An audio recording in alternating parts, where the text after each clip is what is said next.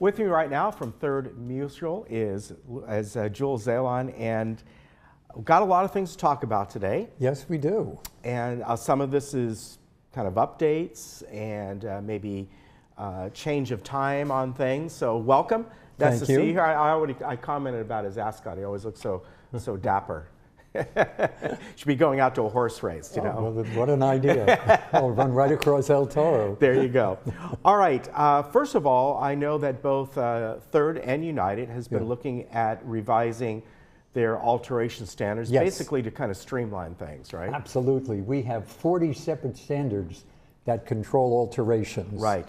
And we're regularly revising them as required by changing conditions and new technology. The board recently approved two, we think, important changes. One is concerning fireplaces. Given the increased risk of fires, the fact that burning wood is no good for the atmosphere, and the dangers of fires in creating creosote fires in chimneys, we've substantially altered the requirements. One is we've actually outlawed, there will no longer be installation of new fireplaces. Right. Well, can people even do that? Maybe the single family. I know there's a few single very ones. few of them. There used to be somebody who sold firewood over at the corner of Bake Parkway and Moulton, but they're out of business. Yes. They're now putting in that huge new apartment complex. Yeah, that's right. I remember that place. Yes. Okay. Yeah, but I mean, so in addition to banning new fireplaces, we're limiting the alteration of fireplaces just to existing specifications. Okay. And finally, we're requiring spark arresters. I mean, these are really, they reflect a more updated view of fireplaces. They're nice to look at. They remind us of when we were young. It had great smells, but they're really dangerous. They're really bad for the environment. So while existing units are grandfathered in, why look for more trouble? Yeah, and I know for us, we have a fireplace. I think maybe we moved in that house in late 2004. I think maybe we used it once or twice. I do recall we had a chimney sweep come in shortly after we bought the home. I thought, that's a good idea to have one come in. And I, much to my wife's chagrin, I was asking him to sing the songs from Mary Poppins, but he wouldn't do that. Well, actually, what they used to do is what they would do is to grab a chicken, hang him by the throat, and drop him down the chimney. He'll flap his hands.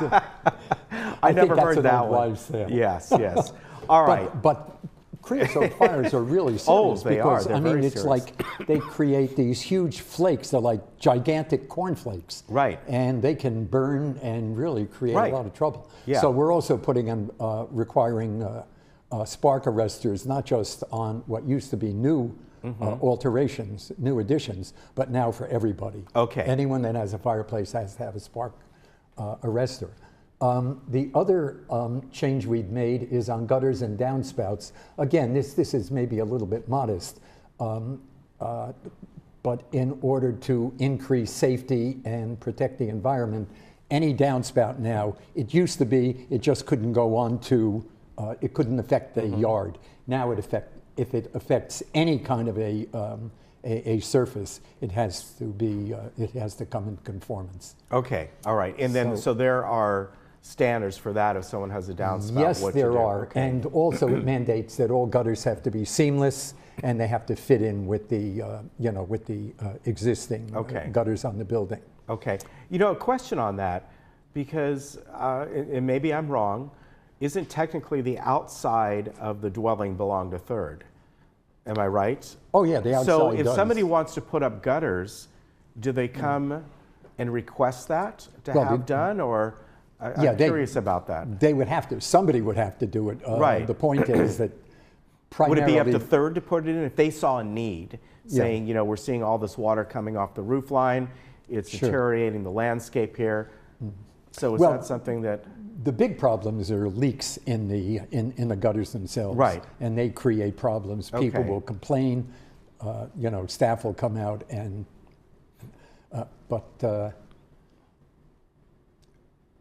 I don't know who has authority. Okay. Clearly, the staff has authority to make that determination. So some landscape updates as well. Someone once said that the three most important priorities in an HOA are landscape, landscape, and landscape. That may be a bit of an oversimplification, but if you look at some of the letters that have come into the Globe, it's really not far off. We've actually been very, very fortunate. Bruce Hartley is our landscape director. He was not hired as our landscape director. Right. But when the position came open, he is a trained arborist. Okay. And he's been just terrific in terms of helping us.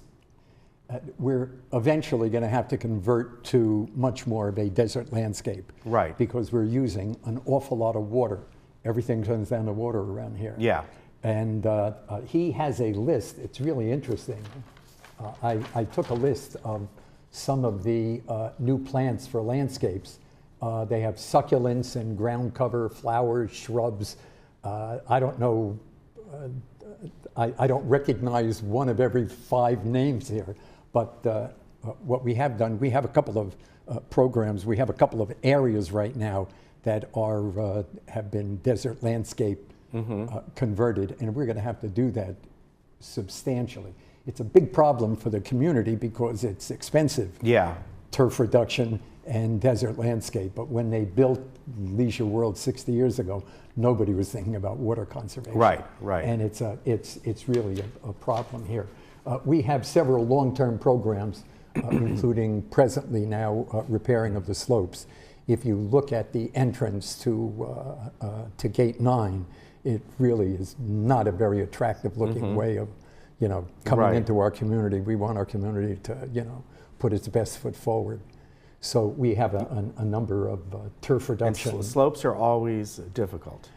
It's difficult to keep the plants going on a slope. Of course, the most difficult part of a slope is using water efficiently on a slope. So you got to put in things that require less water and yet still have a nice look about them. And we have many of our slopes are really beautiful. They're covered with flowers, and at this time of year, it's really spring here now. Yeah. And it looks great, but they use a lot of water. So slowly we're going to be converting, which brings us to water conservation. The drought emergency is over, but the problem is, as soon as the emergency was over, we were better than the state average. The state average, they were asking a 25% reduction in water usage. We were like 27 to 28%. We were doing great.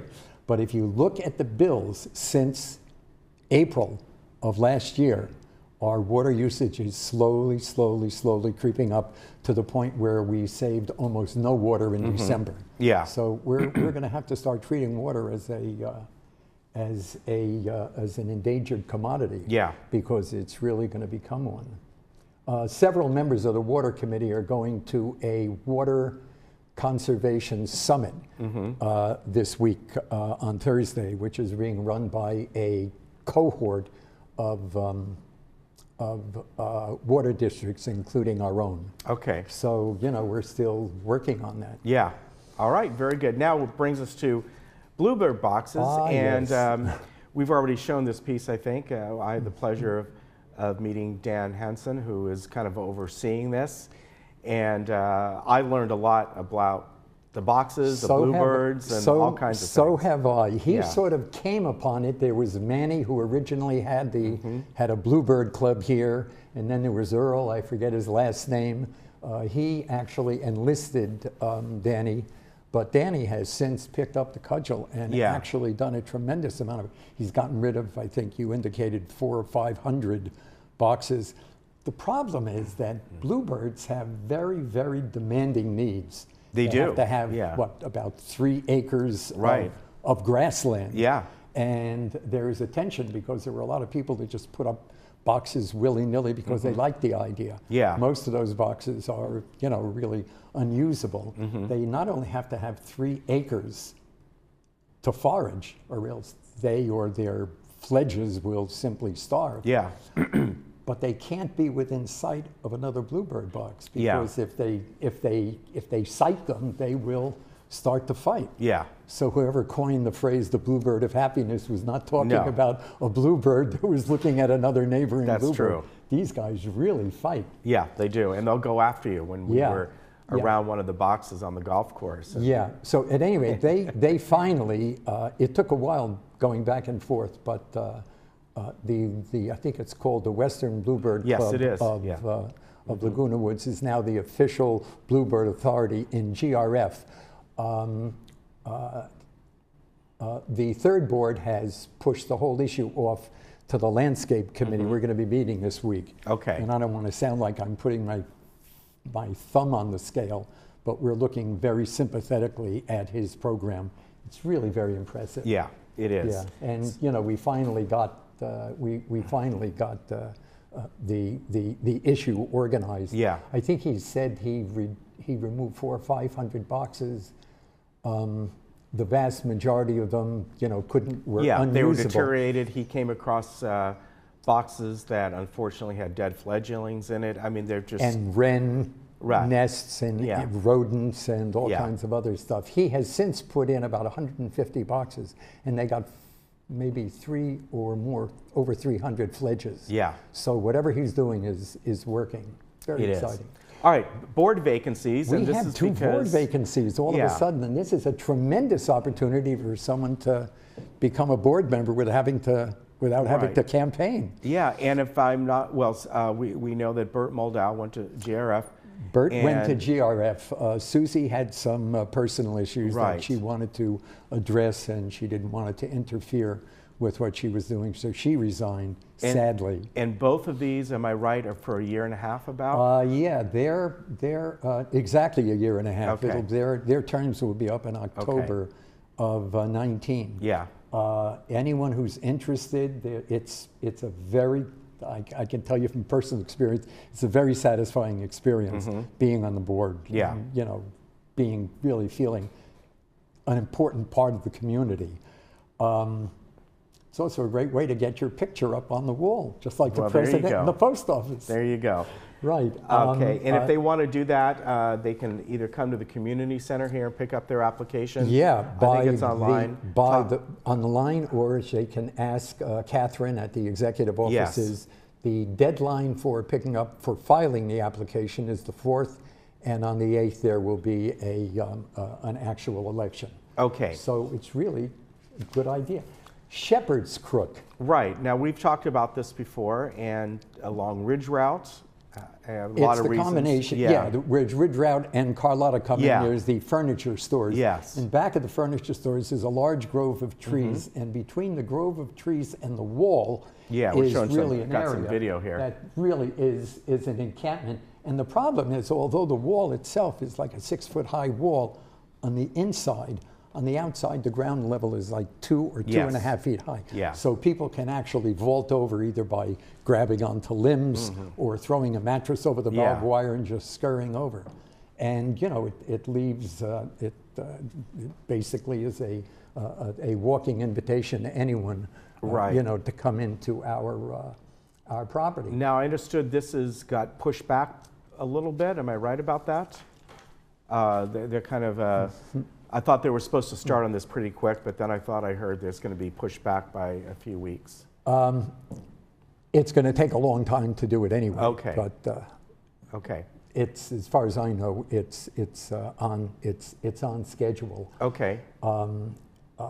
Your heart's got to go out to these people, the homeless. It's a real problem, but it's a problem for the state and the county, not for Laguna Woods. I mean, we really can't handle this problem ourselves. Catherine Freshley, the former GRF director, had an interesting idea. She says that there's a labor shortage around the country, and there's homeless people that are looking for jobs. Yeah. If there's some way you can put these people together, you really may be cutting down the cost of maintaining the homeless and actually giving them jobs. There was a report that the Orange County Register did I saw that. recently, and most of the people are just economically destitute. I mean, they can't get jobs, but there's truck driver jobs over half the country. Texas and Utah are looking for drivers. Right.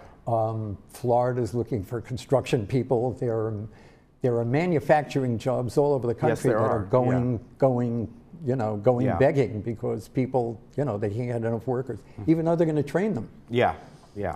And there are farmers. I mean, the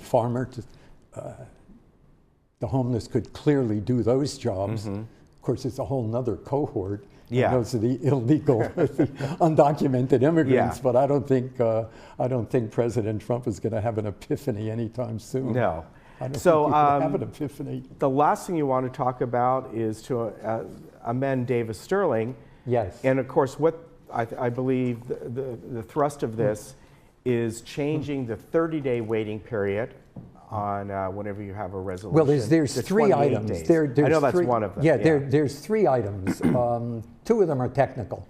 One of them is just to reduce the 30-day requirement to 28 days to handle the problem of a short month. Right. So that we don't have to wait 2 months in order to put something into effect. Another one is, I mean, again, it's a no-brainer. Right now, we can accept decisions by our members by email, but they have to actually write in, sign their name, and mail it in. What we're hoping to do is to change the law in order to allow them to use email to agree to use email. It's relatively simple. Okay. There is a third one, however, and that concerns how we run elections. Right. Right. At this point, there's some dispute as to what the law really means. The common knowledge is that even if you have, like, for example, like we have 3 board vacancies coming up in October. Even if there are only 3 candidates, we have to go through really a senseless secret ballot election, which could cost between $10,000 and $20,000. There is a group of people that believe that, and I'm one of them, that believes that we really should be following and can follow our bylaws. Our bylaws say that when the number of candidates is equal to or less than the number of vacancies, they're simply declared. Right. Right now, hopefully, the statute will be amended and it'll become academic. Okay. If it's not academic, the issue may have to be raised again. Okay. All right. Very good. A lot of stuff. Thank you very much for coming on, Jules. I appreciate it. We'll see you next time. And Third's next regular monthly meeting isn't until next month into May. So if you'd like to attend that, we'll have the date for you. But I appreciate you coming on. And remember, if you are interested, there are 2 open vacancies right now. Very important. Yeah. Thank you. Good to see you, sir. It's Take care. Good to see you. We'll be right back.